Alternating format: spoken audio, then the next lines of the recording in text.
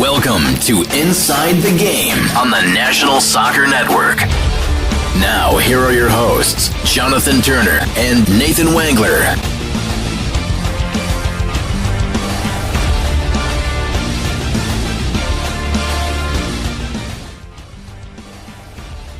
Well, good morning, and welcome back to Inside the Game here on the National Soccer Network. I'm Jonathan Turner alongside Nathan Wangler, and we are happy to have you along wherever you're watching here on this Wednesday morning. And it is episode number 112.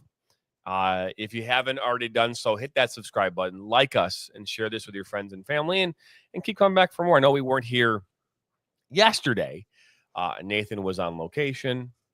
I believe, Nathan, that story is yours to tell, but I believe it involved going to one of the most loved and most respected places in the world, a place that no one is ever scared to go to. And it almost feels like no insurance ever covers it. Yep. And I don't know. I mean, it is there. Part of it. But I feel like part of it's nothing. No, it is nothing. You're right. Yeah, it is absolutely nothing. You're referring to the dentist, by the way. Oh, yes. I am not anti-dentite. I'm just anti. No, like it's Kramer. important. Yeah. No, I still recall the first time I went there to get checked up because it had been a few years. Walking into, because they always have the insurance person that talks to you about what your options are after this, that, or the other thing. And it wasn't just a cleaning, like, it had been a few years down the line and, things happen. So they had to fix a few things, and it's actually not my last visit. I'm actually going back a couple more times just to follow up stuff and whatever. It's a whole process, but yeah, I walk in and it's not good when the insurance lady goes, "So your insurance is not great," and I'm like, "Okay, all right, I know exactly what's coming up." But yeah, they give you an allotted amount every year, which is not nearly enough. But they just take a few dollars off the top, and they're like, "All right, good luck on the rest of it." So. Yeah, I mean, the everything went fine from, the logistical perspective of it, but goodness gracious, just the bill is what it is, folks. So, you learn, you live, you move on, so it is what it is. I'm not getting caught up about it, but yeah, it never, and you're right, it's not just me too, because I've talked to other people that have been like, yeah, I've gone in and my insurance has covered a portion of it. But I mean, that's why the rest of my medical history is fairly boring, knock on wood. So that has worked out to my favor, but yeah, it, pricey to say the least. I don't want to complain about it because it is what it is. We'll move on. We'll live life, but yeah, it, not great, Captain. Not great. Yeah, I yesterday was a typical Tuesday for me, except for I did get a chance to go to the water park yesterday. Said that the family had planned on going to the water park originally on Monday, but the weather looked not so good.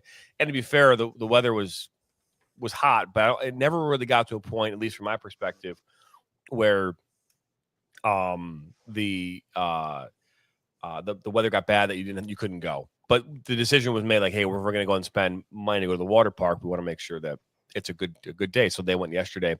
I went for about an hour because the water park is literally like a mile and a half from my house. So I was able to get out, after doing some stuff in the morning, go there for a bit, and then come back and then do the rest of my work.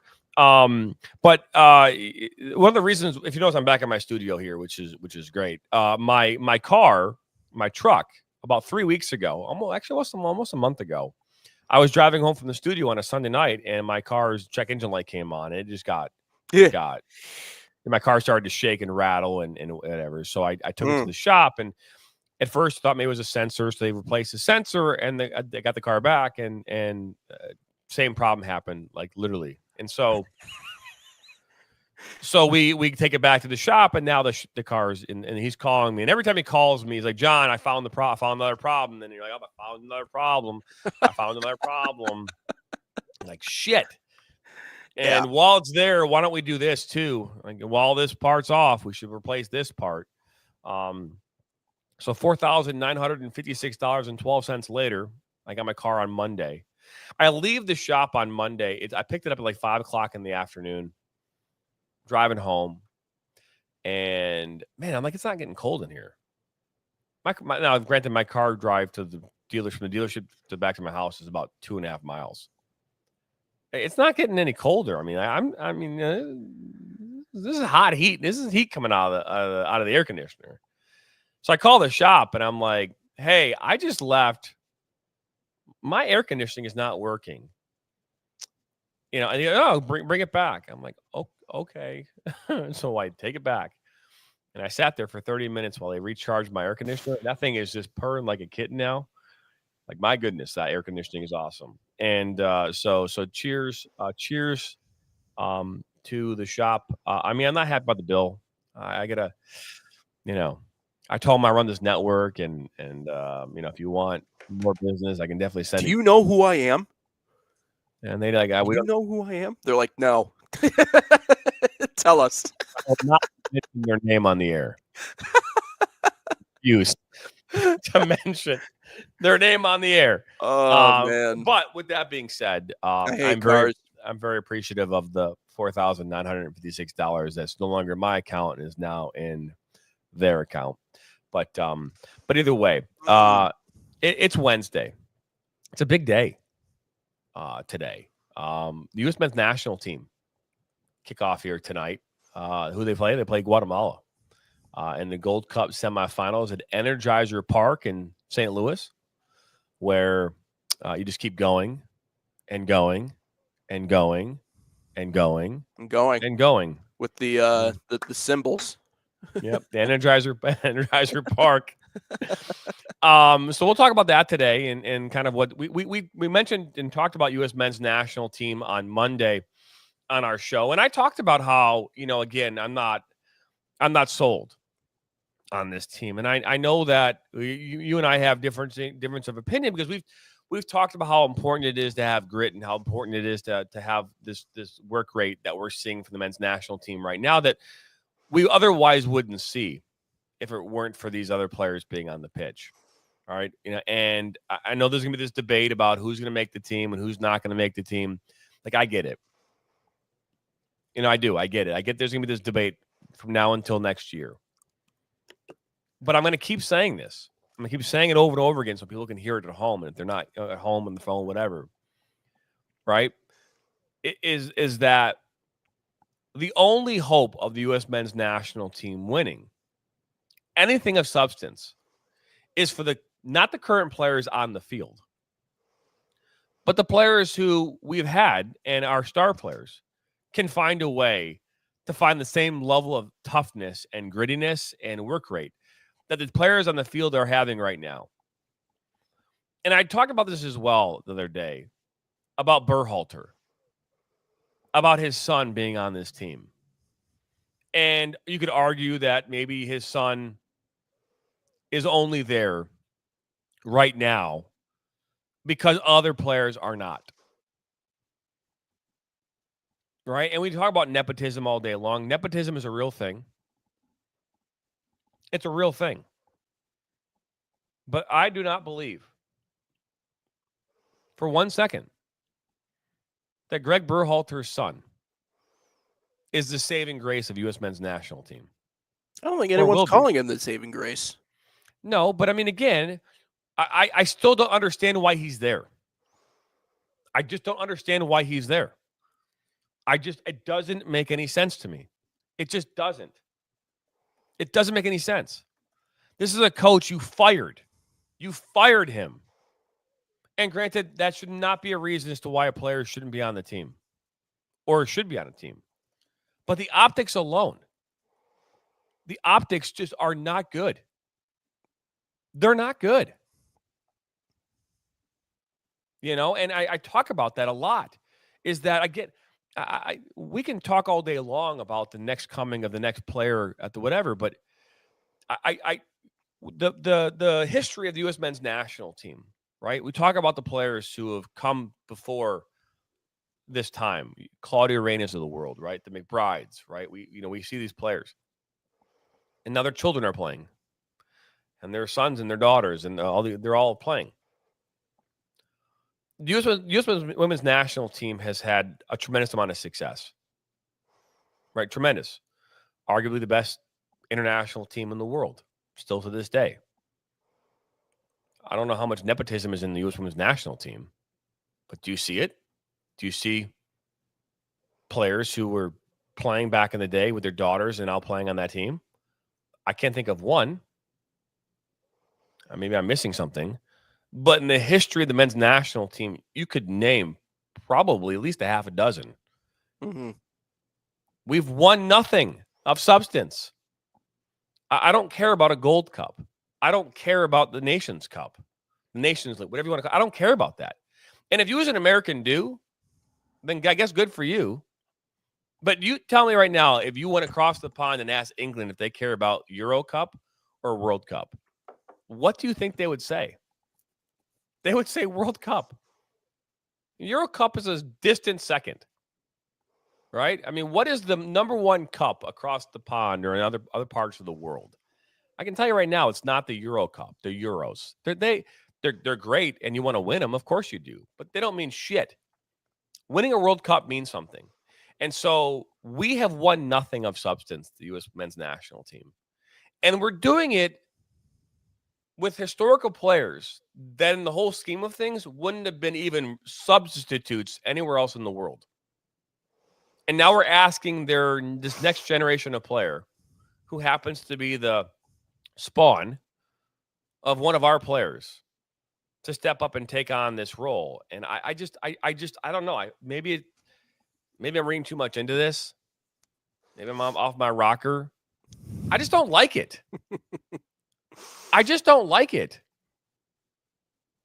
Because I would love to know how this all goes down. I would love to be in this room with Pochettino and all the powers that be in U.S. men's national team going, let's bring in Berhalter's son. I just want to know how that goes down. Like, you're just going to sit here and tell me that of all the players in U.S. men's national team camp, that's, I'm curious his resume. Yeah, I mean, 9 assists the last 2 years with Vancouver. But this is why I say we can't be fixated on nepotism. I don't think you're off your rocker. I do think it's odd. I do think it's bizarre. I remember watching those games and seeing Berhalter in there and going, well, is that the Berhalter? And it is. And obviously with Dad being there, that kind of added to all of that. But when you look back at the Gold Cup, and I don't think anyone is saying that the Gold Cup is the be-all, end-all. That's completely lost in the sauce in my mind. Like, even in talking about this team and what it means to see them winning games, it's not about winning a Gold Cup to me. It's about, and we'll bring it back to a conversation that you and I had well long ago. I think we were on episode maybe 15, 20. I don't know. I mean, we were fresh into this thing. And they had those players, and you mentioned it to start the show, getting the likes of Christian Pulisic and Weston McKennie and Tim Weah back into that lineup and having them show the same level of grit and toughness and togetherness that the rest of this team is showing. That's where the disconnect is. Because when you look at someone like Pulisic and the drama queen that he has been, and really that family has been, we've talked about it before the show in different capacities, right? But drama is something that can be a cancer. It can be absolutely cancerous. It can tear a team apart. It can tear a unit apart.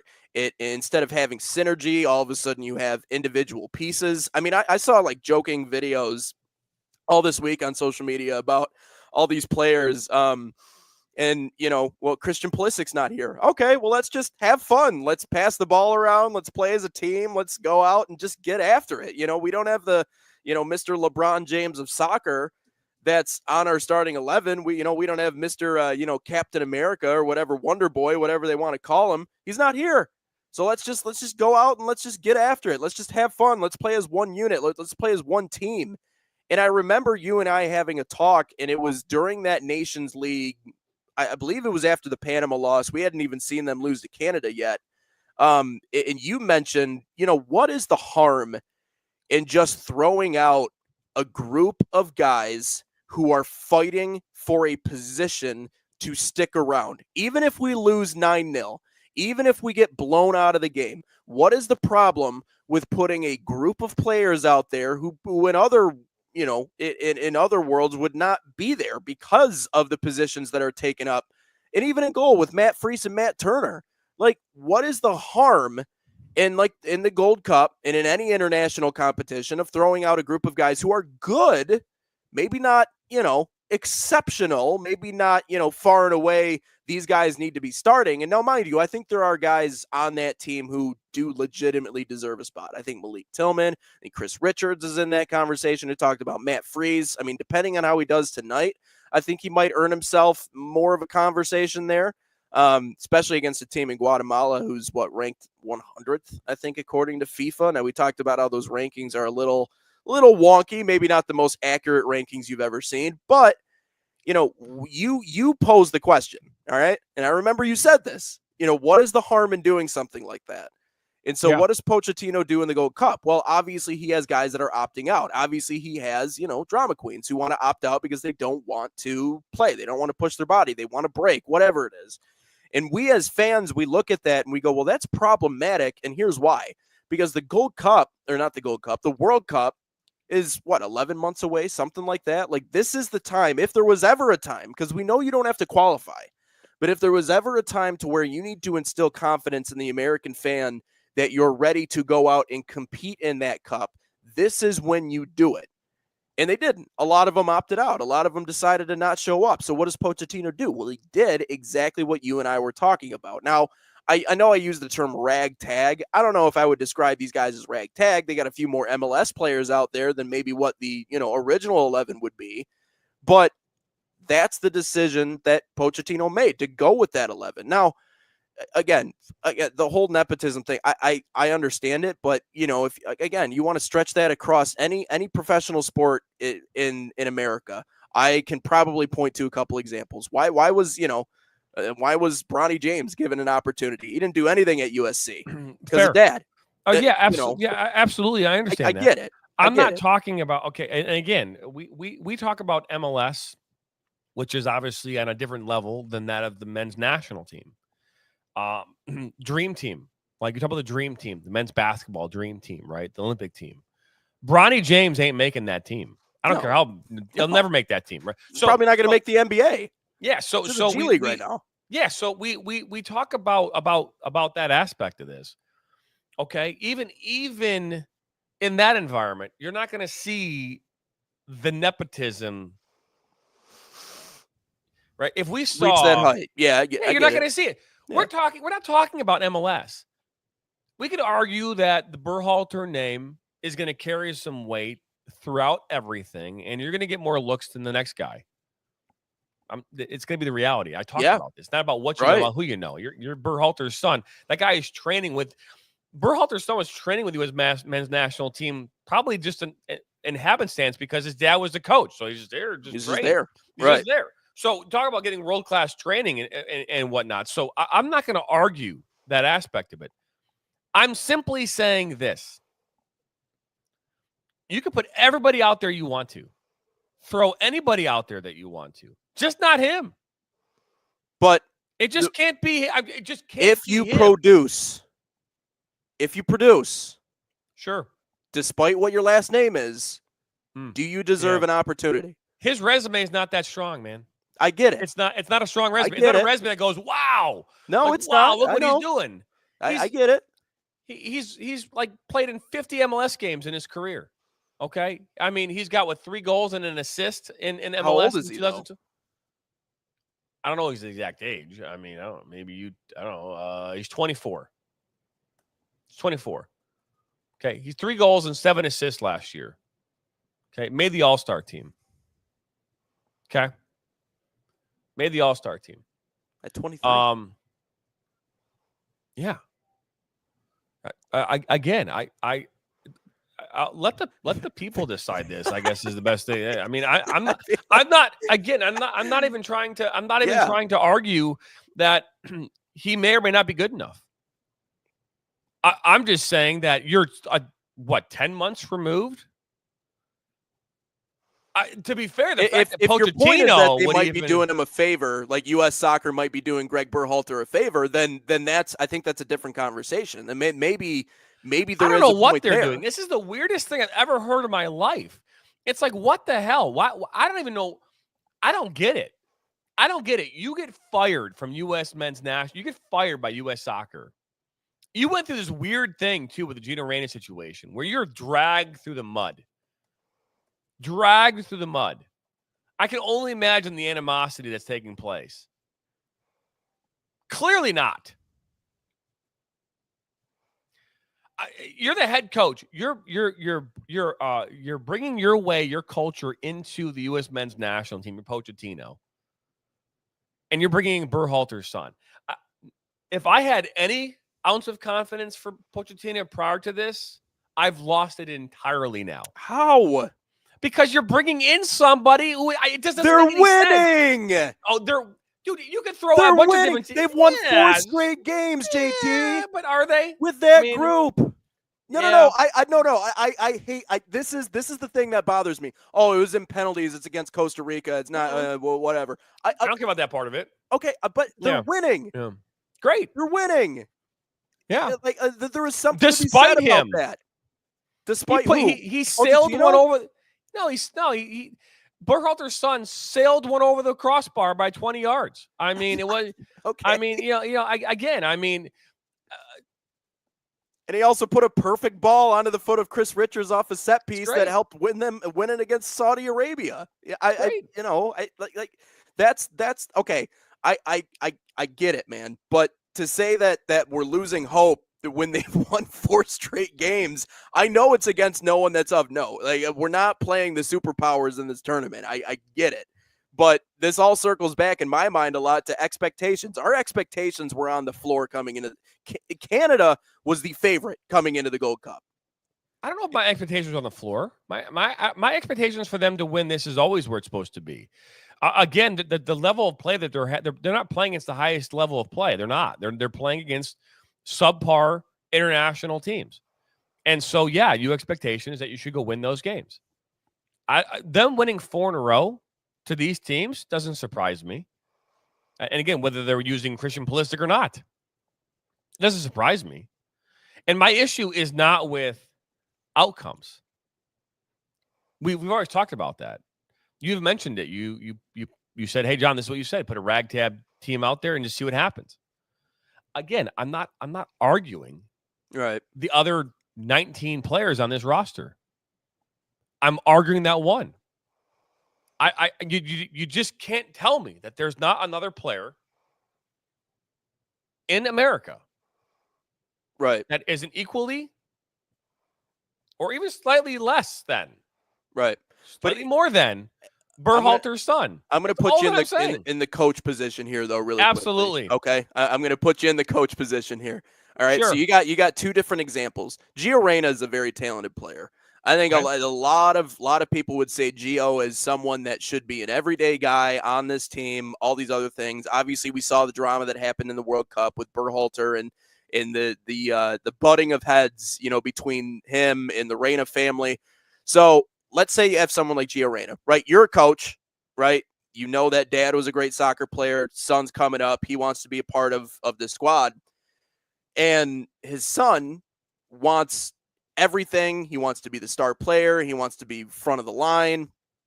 He is almost, I guess, in a way, and again, I'm not in the clubhouse, so I can't say this conclusively, but I can say it from all the drama we've seen, and that's the beauty of social media. Like, people can expose themselves without even knowing they're doing it. If you are in that situation, and this kid who is a cancer in a lot of ways wants to be there, and obviously the whole nepotism and everything, and you might be getting pushed a certain way, so you have that option, right? You have someone like Gio Reyna who in the clubhouse maybe is a cancer, thinks he's the greatest thing ever. He's going to drop his shoulders. He's emotional. He's going to shut down if he's not in the positions that he wants to be because he thinks he should be here or there. That's one thing, okay? So that's player A, right? Now player B, who is also the son of someone who used to be involved in the organization, maybe a former coach, maybe something else, but he comes to you with open arms and he goes, how can I help this team win? How can I help this team win? How can I be of service to help this team not only get better, But we talked about establishing culture, foundation, and then expecting those other players to filter in and really abide by that. So you have player A, who, again, prima donna, all about me. And then you have player B who goes, you know what? I'm going to come out and help this team win in any way possibly that I can. Just put me in the position to do so. Yeah, it might not be the strongest of resumes, but he did make an all-star team. He has been very good. He's only 24 years old. I mean, would you have an issue with just because of the last name that's attached to it? Again, we're not exposed to these conversations that happen behind the scenes. I don't think Pochettino made this decision.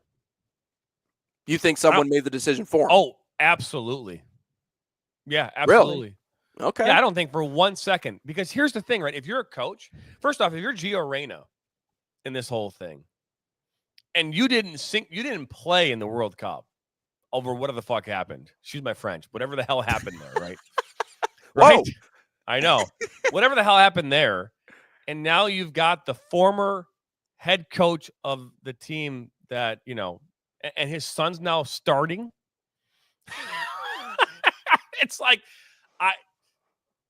it just doesn't make sense. I don't think that he's been given a choice. I think this was like a consolation prize or something like that. Oh. It doesn't add, again, and we'll never know, but it just doesn't add up. And he could be where was he 2 years ago? Why wasn't he, when his dad was the coach, why wasn't he a part of this program? Explain that to me. Okay, so 24, he's good enough to be there now, but 2 years ago he wasn't. That doesn't add up for me. These players have all been looked at thousands of times. They all have access to the tape. What am I missing here? If he is the greatest player to ever play the game of soccer, which we know he's not, so be it. That's why I'm saying, if you're telling me there's not another player in the MLS right now that is equally or better than Berhalter's son, then I struggle with that. And he could be producing, and that's great. And it's what you do on the field. And if he's earned the right to be there more, absolutely. But if you think he's earned the right to be there in the first place based on his skill alone, I would say that's bullshit. Well, and this is where the other side of the talk comes into play. Like, well, okay, then who would you have in his spot? I mean, I know it's easy to say, like, there could be a handful of other people who are better in that spot, but this isn't a star-studded lineup. Like, we're gonna talk about him. We're going to try to talk about them positively. And we're going to try to highlight what they do well. And we're going to try to be critical where we can. And I understand that that's our role as the media. That's where we are. But it's not like he's coming into an 11 that is so far above and beyond where he is at the point in his career to where we can confidently say that he doesn't deserve to be on the field. I mean, 2 years ago, he was 22. And frankly, he wasn't producing. I mean, you take a look at his career stats and, yeah, he was an efficient passer. Like, he could move the ball around, but in, 23, he had a couple of goals and that was it. I mean, before then you have 3 years of MLS service and he really didn't do much. He only had 4 shots on target in a stretch of 3 years. So, but then obviously you go into the last couple of years and what he's done with the Vancouver Whitecaps, very different story with how he set up that offense. And he's found his groove as someone who could be a table setter from that back position, a set piece specialist. And that's the reason why Pochettino has put him in those spots as one of the set piece guys, because he's been that for the Vancouver Whitecaps. And again, saying you made an MLS all-star game, saying you're one of the best players in a league like the MLS. And this goes back to our talk yesterday about how it's not really, the Major League Soccer is not, it's almost like it's like a AAA team from my perspective. It's guys that either didn't make it in Europe or young players who are literally just getting their start, who might a few years down the line sign a contract to go overseas, whatever it is, right? It's not the top league in the world. It's actually buried quite far down the list in terms of that. But all of that is great and fine and dandy, but he's produced in Major League Soccer. He's done very well. He made an all-star team. Obviously, he's made an impact in this Gold Cup. He's helped them win a game. So the last name being attached to him, I also think about it from his perspective, though, too, JT. Wouldn't you think that would hold you back simply because of your last name? I mean, let's say hypothetically, right? Let's say his last name isn't Berhalter. Let's say he's a Smith out there. Are we Yeah. having the same conversation that we're having right now? No, we're not. Yeah. And I mean, unfortunately, that's not his fault. yeah. You know, and at the same time, it's the world we live in. I mean, every day we are judged by the people who came before us and the ones who will come after us. Every day. That will never change. Why? Because people are involved in the process. And as much as it seems to be unfair, it also lends to the question is why? Why? Why? Okay, you could argue, okay, if he's one of the best midfielders in Major League Soccer, and granted, he very well may be the case. Maybe one of the top midfielders of all of MLS. And maybe it took him a couple of years to get to that level. Fair. Again, absolutely. I think that just based on the timing of all of this, and you look at had obviously a number of players chose to play in the Gold Cup and not taking their sabbaticals. Obviously, he wouldn't be there. And great, take advantage of what you've got. And that's why I'm saying the hope I've lost for Pochettino is that you would think that on a lot of levels that the coach in these environments are actually the ones making the decisions. But he's been publicly supportive of Berhalter. I mean, this is something that's very much on record. I'm sure there is. I'm sure there is. I'm sure. I mean, again, this is also that leads to the rumors too about what's going on with Pochettino possibly leaving the U.S. men's national team for another gig. Yeah, I saw that. I don't think there's any legs to that. I think no, but again, the rumor mill, and in today's world, and I'm not saying that rumors are. Let's be honest. How often do we hear about coaches interviewing when all they say they did they didn't? No, I didn't do it, right? Yeah, and they did.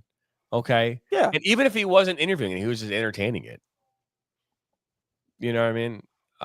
Again, right.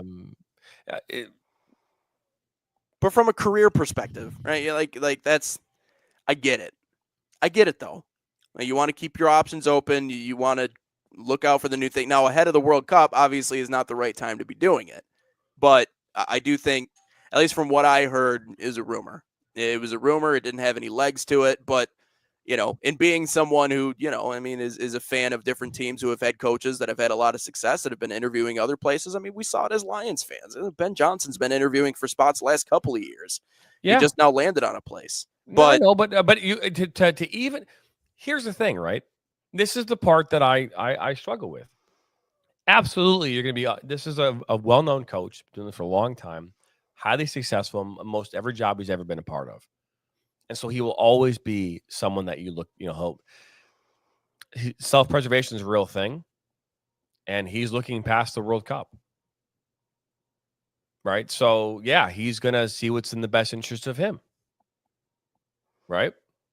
And maybe 6 months ago and a year ago when he was being offered this job, there wasn't a lot of other offers on the table. So we took a job that was there, they took the offer. Now there's other jobs maybe opening up that maybe make sense. And I'm going to jump ship, especially a ship that's potentially sinking. Right. I mean, the U.S. men's national team is in despair, even with them winning the way they're winning. I just don't agree with that sentiment. I mean, I get it about being in despair. No, I don't agree with that sentiment. Well, just because they've won 4 games in this tournament does not make them to be like the next. They're not. This team is not in a good place. It's not in a good place. This team is not in a good place. You'd say we were in a better place when we were losing 4-0 to Switzerland no, we are. But we did have. But you don't get to. We don't get to take the team that's not going to be here in 6 months and make it sound like this team is in better shape. It's not. We are not in. We're not in any better shape. This team is not. Our stars are not. It's going to be the same 11 that's going to be on the pitch for the World Cup. It's going to be extremely different. Yeah, but there are some of them that are earning their spots live in real time. We're watching it. There's a reason why we talk about Nathan. For someone that's watched this game my entire life, oh no, who's looked at this, who has seen this in real time, this team isn't even close. This team is in despair. Let's not let this whole 4-game winning streak over terrible teams and with ragtag to riches, whatever you want to call it, players, somehow make it sound like we're in a good place. We are not in a good place. what would make me feel really good is if every player that's part of this program wanted to be here right now and play in this tournament and actually show us what they're capable of doing. That would make me believe that we're in a good place. We're not in a good place. We're not. So that's why we find the ones that want to be. Yeah, that's not how this works, because there's not a coach on earth that's going to put these players on the field next year. there's not the players in their current form. Not going to happen. It's not going to happen. Why? Because you can't win a World Cup. You can't compete in a World Cup with these players. It isn't going to happen. Again, mark my words, whatever today's date is. Today's July 2nd, 2025. Jonathan Turner said this statement. The players on the field right now will not be the same players on the field in next year. No, and I don't think anyone's expecting the same 11. I'm not talking about the same 11. Yeah. I'm not even saying the same 11. I'm just saying the players that you see on the field right now will not be the same players on the field in 2026. You cannot win a high-level soccer game with these players. It will not happen. It will not happen. And there's not a coach on earth at this level that will put this team on that field next year in June. Isn't going to happen. Now, a player like Matt Freese, maybe, because Matt Turner has been kind of off. And there's a lot of debate about Matt Turner. Goalkeepers are a different breed. Let's just exclude Matt Freese from this conversation just for a moment. But everybody else, you know what I mean? Will there be a chance that one or two? Yeah, probably. Yeah, maybe. Yeah, maybe. But we're talking about a World Cup. This team is in despair. Winning the 4 games in a row doesn't solve or prove to us anything. If anything, it does prove that we have some players who are playing who are playing in this, who have some fight in them. But great. And as much as I want the fight, which I've talked about, I want the fight. You need to have the fight and the talent. It can't just be the fight, because the fight ain't going to win you any games. So it is fight and talent. Fight and talent. We don't have the fight with our talented players. We have fight with our less talented players. What does it say? Moving goalposts, JT. What does that mean? Moving goalposts. The expectations are changing. That's what we were talking about. And I know you're talking about your history of watching the game, but Landon Donovan also talked about how this is a tremendous growth opportunity, and that's what that game was against Costa Rica. No one is saying what happens when they lose tonight to Guatemala. What happens then? You're making that call right now. I guess we got to wait to see the game. What happens when this team loses to Guatemala tonight? Then I guess we have a separate conversation on what we saw in that game. Because what I'm saying is that it's real easy for us to look at a 4-game winning streak and go, this is improvement. Absolutely. Absolutely. Every year my team went to a tournament up in Frankenmuth where we just beat up on teams. If I went to another tournament, we get our asses handed to us. But to this tournament, we would go win. We'd go win. Get a nice trophy. Yay. Woo. And all it did was just solidified that we were better than those 3 teams that we were playing. Okay. And so, yes, there are nations and there are countries that we should always beat, regardless of who we put in the field. There's no debate on that. We are a better soccer country than that country. And the reason why we might not win those games has nothing to do with our talent and everything to do with how we play. We can talk about that. That's a conversation. But we can't win against the teams that we need to win against. And we aren't even being competitive against the teams that we should be competitive with. That's the problem. And these 4 games, Saudi Arabia. I mean, talk about Saudi Arabia. I mean, that's not a signature win, right?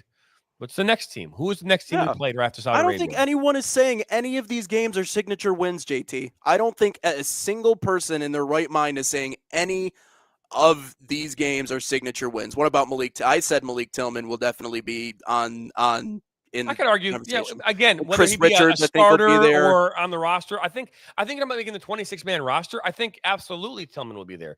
Diego Luna. I mean, again, Max it's looked really good. I mean, there are some players in there that are for sure going to be in the conversation of being the top 26. But and again, when we talk about this specific tournament, yes, going out and winning it should be always be the goal. We're going to go win this thing. Go win it. Sure, go win it. But in the big picture of things, this winning this tournament doesn't change how the U.S. men's national team overall right now is as an organization. It is a piss poor run organization. It's messy. It's messy. That's yeah. You. No, yeah, dude. No one is not acknowledging that part. That's the thing that like you got to realize. I'm not saying it's a well-oiled machine. That's not what I'm saying. I'm trying to find positive things to build off of, things that we're noticing in this tournament that we again can build off of and can use moving forward. As a coach, right? I'm going to put you back in the coach seat here really quick. Yeah. What do you need first before you can go out and win games? You need players that want to play. Yes, you need a foundation. Thank you. We don't have our foundation. Our best players don't want to play. The best players, you're right. But when you put them back in that setting with a group that has been meshing this entire Gold Cup, I mean, like, they almost have to.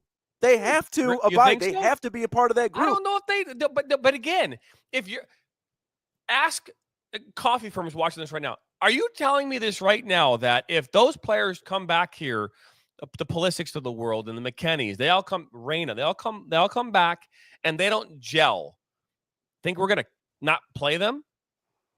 That's not going to happen. Again, there's not a coach on earth. If you're talking about me, again, looking at it from a coaching perspective, my job is to win soccer games. My job is to put our team in the best place possible to win soccer games.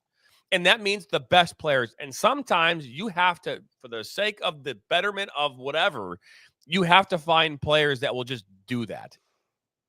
You know, and those players, whether they agree and buy into your system or not, are going to give you the best chance, even with a shitty attitude. It sounds terrible. It sounds terrible. But again, if you want to keep your job, you're going to have, they're just like Tony DeChico said about Mia Hamm in the World Cup in 1999. Like, I'm not going to have the best player in the world not take a PK. She's going to take a PK. She's like, I'm not taking one. No, you're taking one. You're going to take one. Like, you're going to take one.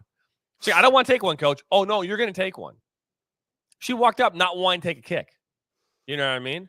And so it doesn't matter what these players do. Like, it's great. It's like in the preseason. What this is like watching the two preseason games that you see now in the NFL. You're seeing 52 players go out there every week, and they're just like showing you what they could possibly do, so that you have an idea, and then you know what you're going to offer them practice squad role. Like, that's what this is all about. These are preseason games. They yes, there's a trophy at the end of it, but like, again, it's a meaningless trophy if in like 11 months we get bounced and lose all 3 of our games. It's a meaningless tournament. Like, we won the Gold Cup back in July of last year, but that was the exclamation point for us. It was not getting bounced out of the World Cup in 3 straight games. Like, that's the problem. This team is in tremendous despair because you have if we were in a good place. If we were playing at an that's a question I'm going to ask back to the people who are watching. If the U.S. men's national team was in a great place, do we think for 1 second that Christian Pulisic, McKennie, all these players wouldn't have played in this? Do we actually think that? No. No, they don't want to be a part of a shit show. They do not want to be part of a shit show. That's why they're not playing. Oh, I'm taking a sabbatical. No, you just don't want to be part of a shit show. You just don't want to be part of it. Pressure. The pressure of what? Let's not make this all about U.S. soccer. How about we put it on the shoulders of the guys who are not playing?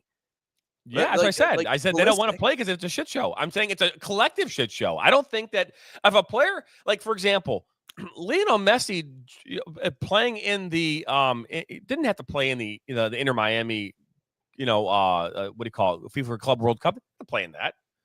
He didn't have to do that at all. But he did. Why? Because he wanted to win something. He still wants to win shit. Right?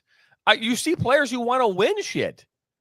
Why wouldn't you want to? If you look at this tournament for what it is, if you put our best players on the pitch, knowing what we know right now about this tournament, I don't think there's a lot of doubt about us actually winning this thing.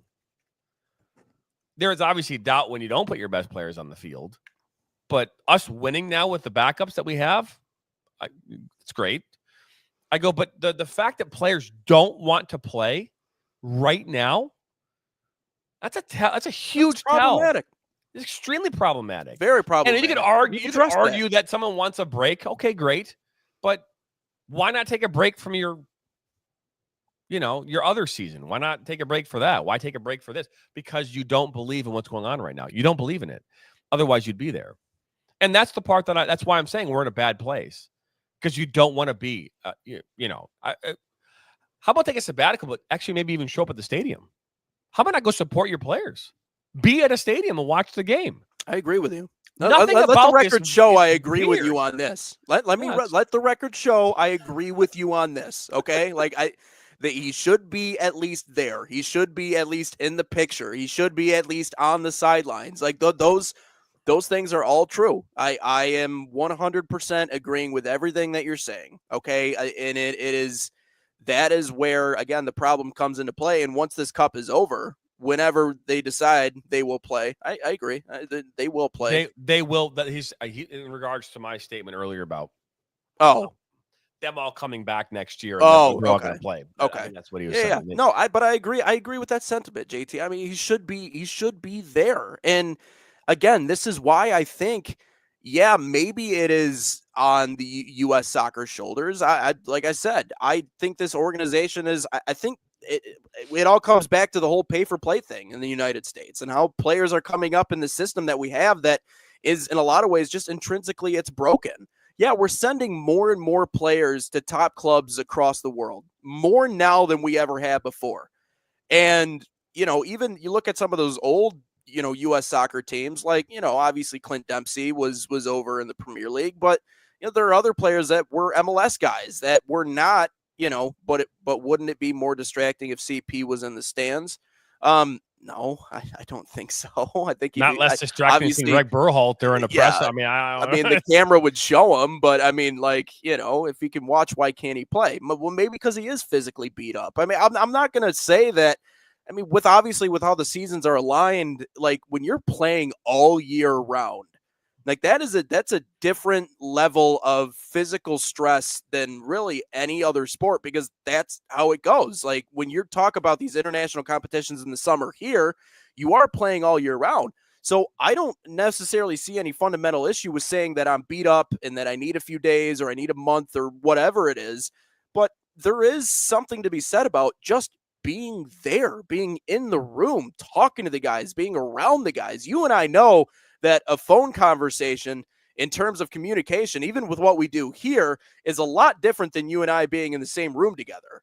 Like it's a different vibe. It's a different feel. It's a different everything. And it shows your leadership to show up in that situation. I'm not taking anything away from what Christian Pulisic decided to do to not be here, because I do think it is a bad look. I think it's a bad look. We can't call you Captain America if you're not going to show up for the team in this situation, in this cup, in this environment. You can't. You don't deserve that tag, because even when players, in different leagues that we see get hurt, they're still on the sidelines. They're still there. They're still with the group. I mean, like he went 0 dark 30. He's like, I'm not playing, and then he plays in his final match in Serie A, and then all of a sudden he just goes off the map, and we don't hear from him. That is all. It is extremely, extremely problematic. My thing is, though, and if you want to take the good cop, bad cop approach to this topic, because I think it's very entertaining and I think it's kind of helped carry us this morning. But if you want to look at it the other way around, there is nothing to lose. This is when we talk about expectations. If our expectations is that even if we did have the best players on the field, even if Tim Weah was there, even if, I don't know, if is Sergiño Dest playing? I don't know. Even if Pulisic was there, Weston McKennie, all of these players, even if they were there and they win the Gold Cup, I'm not even quite sure our expectations would be even much higher on what this team could possibly be or what the ceiling is. I don't think they could beat France even with their best. I don't think they could beat England even with their best, or Spain or Germany or any of these places. I don't. Yeah, so 9 out of 10 times they lose. Yes. So where do we, right? 8 out of 10. Right. Well, and I mean, that's a beautiful thing about soccer, right? Like, it's just one match, especially once you get into elimination games. Like, all you have to do is play better for the 90 minutes. And soccer, and I know, like, I am not as well versed, and I've even admitted this on this show. Like, it wasn't my first love, but I feel like a lot of times it's lucky breaks. And you've even said dirty soccer wins game. Now, not dirty in the way of you're trying to take everybody out, but, playing, dirty, it doesn't have to be clean. It doesn't have to look pretty all the time. That wins games. And that's my whole entire point. I'm not saying that this side or this country is ready to go out and compete with the best of the best. We'll see coming up in 2026. But what you need before you can get to that point, what you need is to set a foundation, to set an expectation. Now, if those top players, obviously you're going to play them, but when they come back, that's how you're able to kind of set that expectation, is to listen, like, we were doing this. We showed the people something positive by going out and winning these games, even if they were not clean, even if they weren't the prettiest of wins. Yeah, I mean, Matt Freese gave up a bad goal in that Costa Rica game. That second one that he conceded was bad. The one that he conceded against Haiti was bad. This young team made a lot of mistakes, a lot of defensive miscues. I watched the game. I get it, man. But for them to fight back and win it at least gives us something positive to work off of. Again, it's finding the little things. Because if we just wanted to talk about it from a whole perspective, we could just mail it in and say, well, even if they have their best on the field, they're not going to beat the top contending teams, because they're probably not. But I think some of this, again, just comes back to the mentality of the soccer players that we have, even some of our top players. And I think Pulisic is, as much as we'd hate to admit it, we talked about it on the show, he's not willing to embrace that tag as Captain America. He doesn't want to be that. He just wants to be him. And it's like, that's great, but you have to understand, with great power comes great responsibility, right? Like, you have to step up and be that guy. But he's not. And I think it's because of that. That's why we talk about players like Diego Luna. Like, I mean, there's a lot of players who would take an elbow to the face and break their nose and would not want to stay in the game for another second. Diego Luna stayed out there. Diego Luna is in there fighting every single day, getting into the mix, obviously put in his first international goal against Costa Rica. Now, it was a deflection. Was it the most impressive goal of all time? No, but it still counts just the same. But that is the prototype of player that we need in order to take that next step as a soccer playing country. That is the type of player that we need. And so when you look at the 11, it's not just him. It is the collection. And I think a lot of them are like this. Now, not saying they didn't come from good situations, not saying they didn't come from affluent situations. I'm sure some of them probably did. But I'm a firm believer that even if you come from an affluent family or anything like that, you can still carry yourself a certain way that would be preferential in terms of building a culture for U.S. soccer. So that's I get it. I get it. You want to play your best. I understand. But that is the side of it that we wanted to see coming into this cup. And that's what we've seen. Like, that is what we've seen through and through. And Canada just got bounced, Obviously, Panama, I don't want to talk down on Panama, but I mean, they got upset too. This team is still alive. They're still alive. They're 2 matches away from winning this Gold Cup, even if you want to call it inconsequential. It has no impact on the bigger picture. Yeah, I don't want to call it inconsequential. I'm just saying that in the big picture of what we're talking about over the next year, this tournament, again, it's the same conversation I'd have with my players about the rivalry games. Playing Seaholm, right? Playing Seaholm at Groves was a big deal. Crosstown rivalry, the Derby, whatever you want to call it, and they were all gung ho about it. It got their blood boiling every year. And I'm like, well, guys, in the whole big picture of things, you beating Seaholm and losing in the first round of the playoffs is, weigh this. And they always weighed winning against Seaholm more than the playoffs. I try to change that mentality. I can tell you this right now, that beating Troy High when I was at Athens was always a big deal, but winning a state championship was far more important. You wanted to have both, but if you could have one, it would be the latter. Yeah.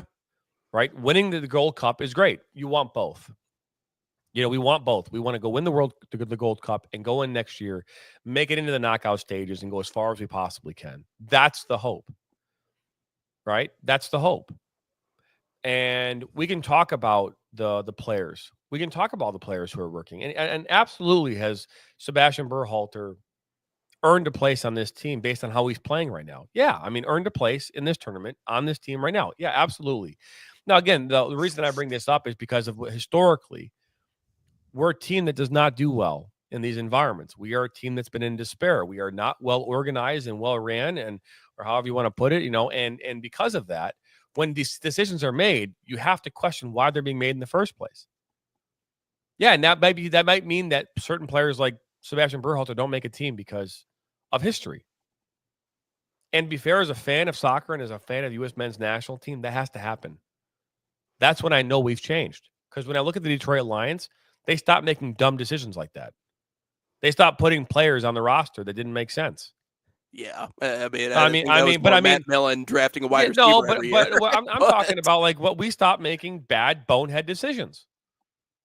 We stopped making them.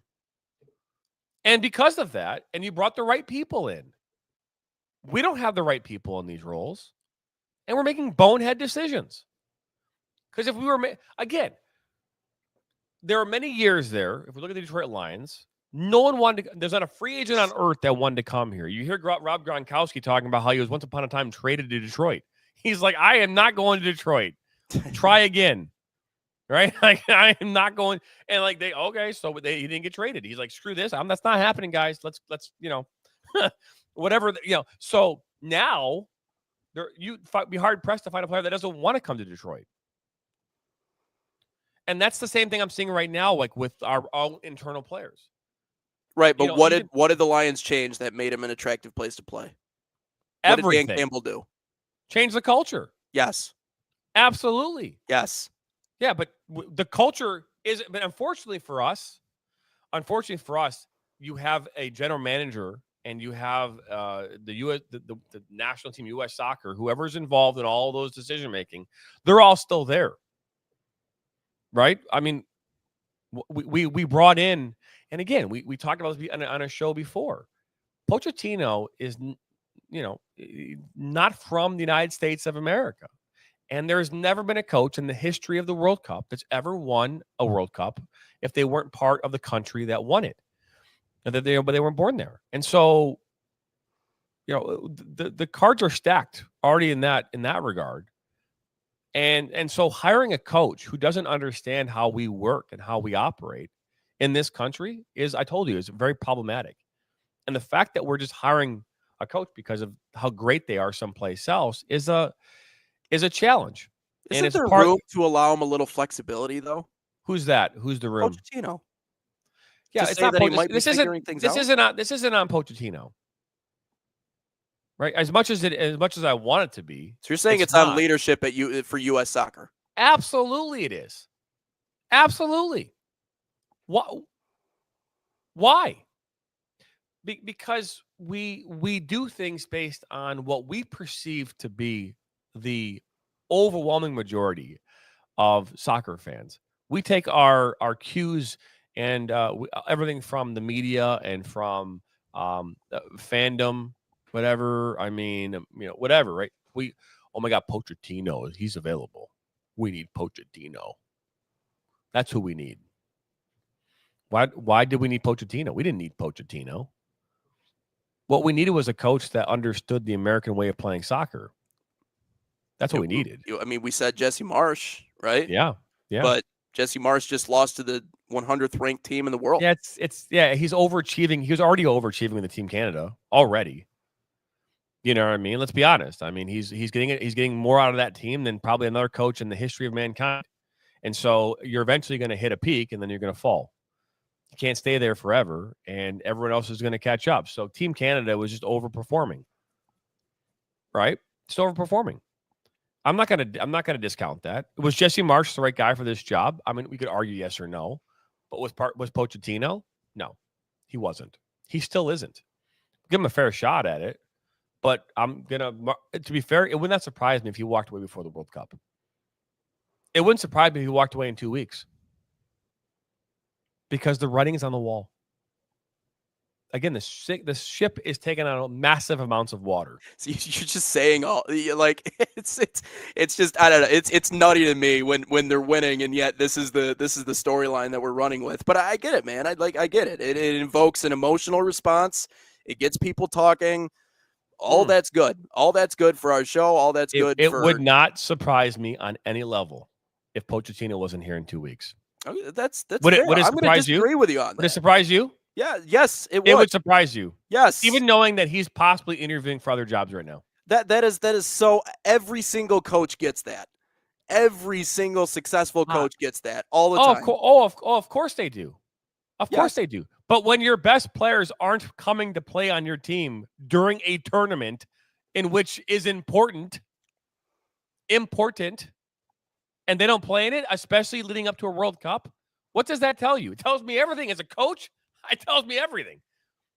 What? You don't want to play in the best? You want to play in a tournament right now when we have a year to go to World Cup? No, we're good. Yeah. Pass. Hard pass. Yeah. Well, I see you looking at this from the way of Pochettino, but, I guess that's where we kind of differ a little bit. I look at this as more of it's on the players' shoulders and their unwillingness to do so. Yeah, I don't think it has anything. I mean, if Berhalter was there, you think they wouldn't have made the same choice? I don't think it has anything to do with Pochettino. This has nothing to do with Pochettino at all. The players are, again, the players did not want to be a part of this. Now, there's players who are injured, and absolutely they're not going to be part of this. Fine, right? But when you have your best player, and you could argue maybe in the history of our game, there's been that conversation about Pulisic being the best player, has this great thing about him, and he's not willing to come play in this thing. Something is wrong. And it's not just with him, right? It's not just with him. It's everything.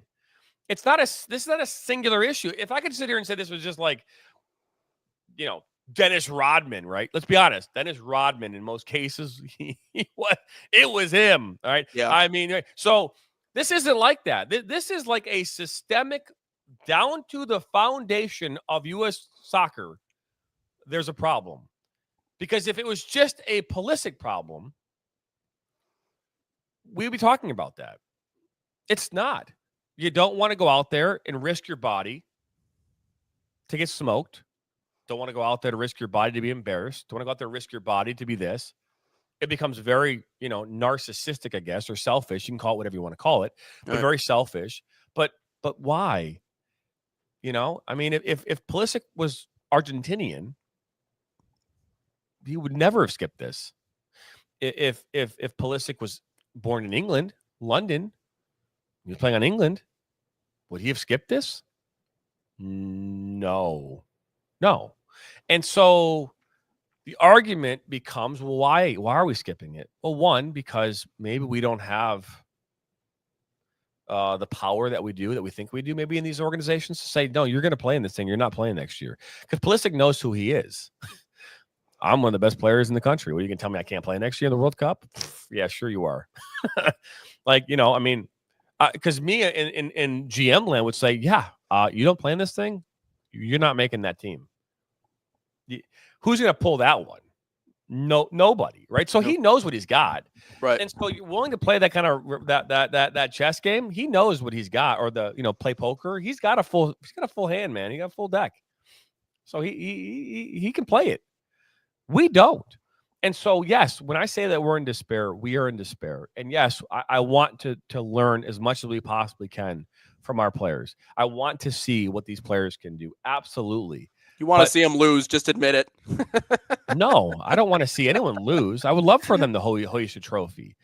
But I think that from your standpoint, for you, because as someone who is newer to this environment, saying, hey, they've won 4 in a row, while that might mean something on some level, at the end of this, if they're not hoisting a trophy, it didn't mean a whole lot.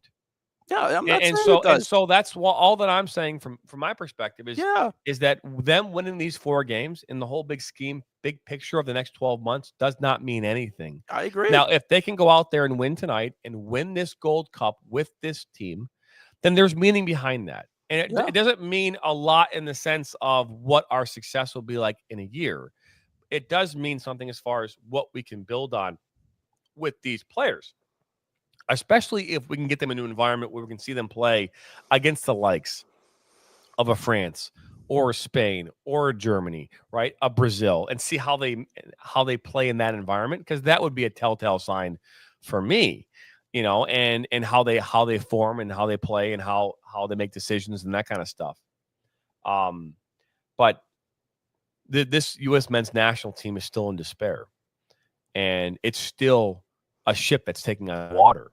And unless we see something happen here in the next 2 or 3 months, I don't think that there's our chances of having a successful World Cup are very, very small. I'm interested to see what'll happen. I'm interested to see what'll happen when they come back into the fold and those guys start playing in the red, white, and blue again. I really am. I think I'm not saying it's the be all end all that we've won 4 straight games. At no point did I ever say that. What I'm saying is that it's promising. What I'm saying is that they're figuring out a way to win, which does matter at the end of the day. Learning how to win matters. Doesn't matter who you're playing. Doesn't matter where you're playing.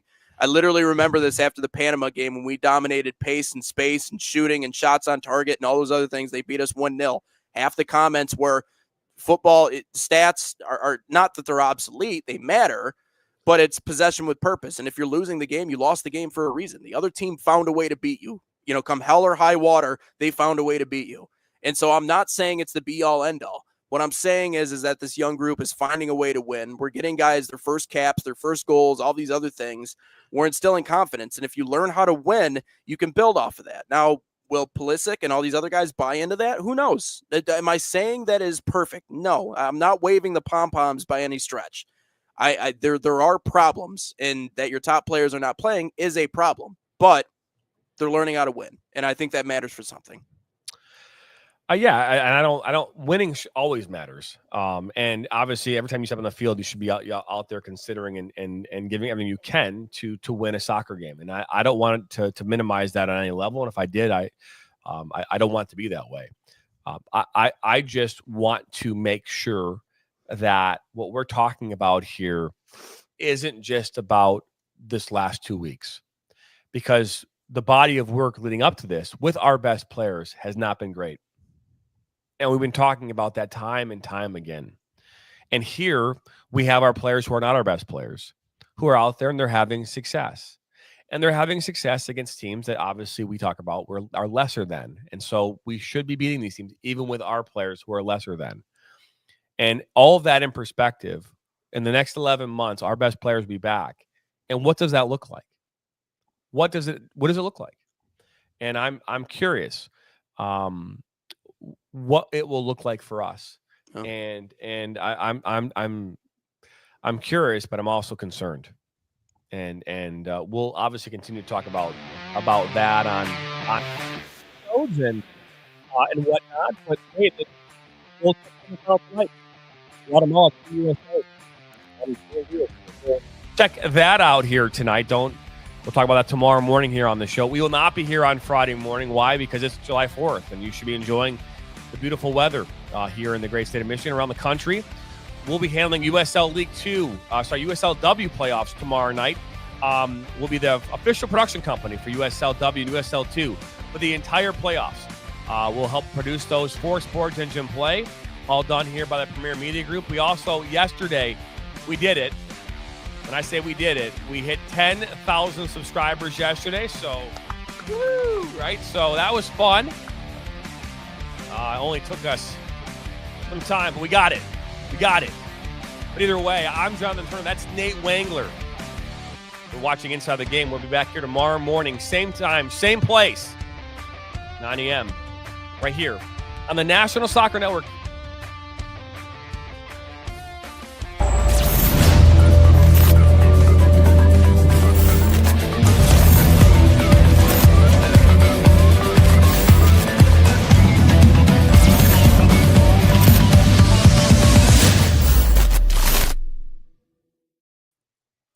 Boom.